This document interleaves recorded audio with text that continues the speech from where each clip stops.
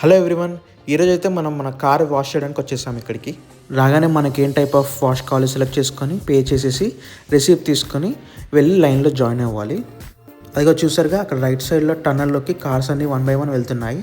అక్కడే మన car wash జరిగేది. తర్వాత అక్కడ ఉన్న ఎంప్లాయీ మన కార్ ముందు భాగంలో మొత్తం స్ప్రే చేస్తాడు. ఆ స్ప్రే వల్ల బగ్స్ కానీ డర్ట్ కానీ ఏదైనా ఉంటే అది ఈజీగా వెళ్ళిపోతుంది అనమాట. తర్వాత ఇన్స్ట్రక్షన్స్ ఇచ్చి మనని ఆ టన్నల్లోకి పంపుతాడు. ఇంకా వెళ్ళగానే మన వాష్ స్టార్ట్ అయిపోతుంది. చూసారుగా వాటర్తో ఎలా ప్రెషర్ వాష్ స్టార్ట్ చేశారో. ఇంకా వరుసగా డిఫరెంట్ టైప్స్ ఆఫ్ లిక్విడ్ చేసి ఈ మెటీరియల్తో క్లీన్ చేయడం చేస్తారనమాట.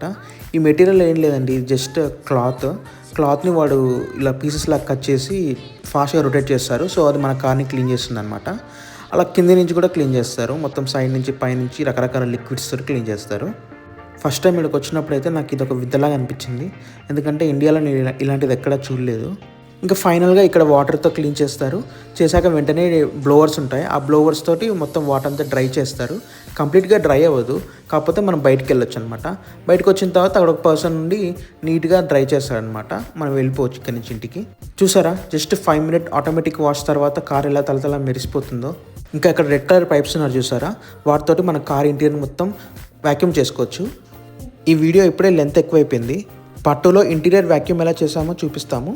అంతవరకు ప్లీజ్ లైక్ అండ్ సబ్స్క్రైబ్.